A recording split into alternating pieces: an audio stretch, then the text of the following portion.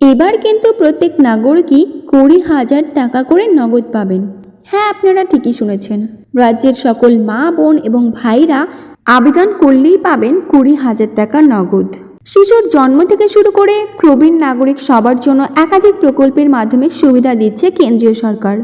দেশের প্রত্যেক নাগরিককে ব্যাংকিং সুবিধা দিতে প্রধানমন্ত্রী মানধন যোজনা কিংবা প্রধানমন্ত্রী জনধন যোজনা অথবা কৃষকদের জন্য প্রধানমন্ত্রী কৃষক সম্মান নিধি প্রকল্প চালু করেছিলেন।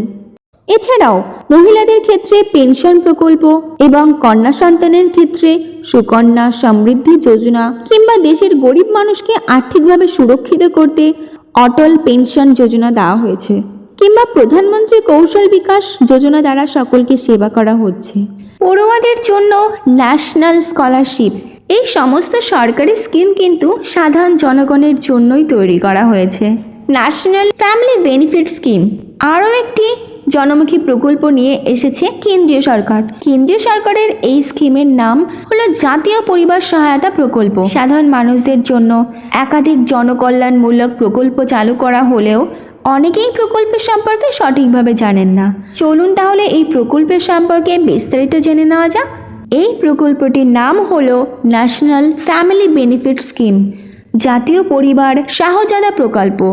এই প্রকল্পে আবেদন করার জন্য কি কি যোগ্যতার প্রয়োজন হবে সেটাও দেখে নেওয়া যাক। এই প্রকল্পে আবেদন করার জন্য আবেদনকারী প্রার্থী অবশ্যই ভারতীয় নাগরিক হতে হবে।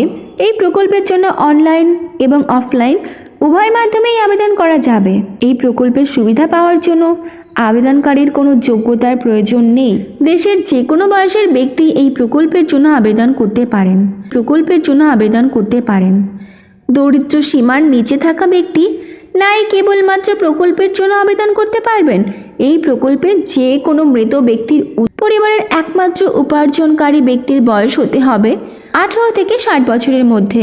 যদি পরিবারের কর্তা একাই ইনকাম করেন এবং তার মৃত্যু ঘটে, তাহলে তার উত্তরাধিকারী সরকারিভাবে 20,000 টাকা পাবেন। এই প্রকল্পে আবেদন করার জন্য ভারত সরকারের https://nsap.nic.in ওয়েবসাইটে গিয়ে আপনাকে আবেদন করতে হবে। এছাড়াও জেলা জনকল্যাণ বিভাগের অফিস থেকেও আপনি এই আবেদনপত্রে পেয়ে যাবেন। আবেদনের জন্য আবেদনকারীকে ভোটার কার্ড, রেশন কার্ড, আধার কার্ড, বাসস্থানের প্রমাণপত্র, ইনকাম সার্টিফিকেট, ওয়ারিশ সার্টিফিকেট বা ব্যাংকের পাস বইয়ের বিবরণ, পাসপোর্ট সাইজের ফটো, মোবাইল নাম্বার দিয়ে কাগজপত্র জমা করতে হবে জাতীয় পরিবার সহায়তা প্রকল্পের জন্য। জাতীয় পরিবার সহায়তা প্রকল্পে আবেদন করুন আর সরকার থেকে আপনার ব্যাংক অ্যাকাউন্টে 20,000 টাকা পেয়ে যান।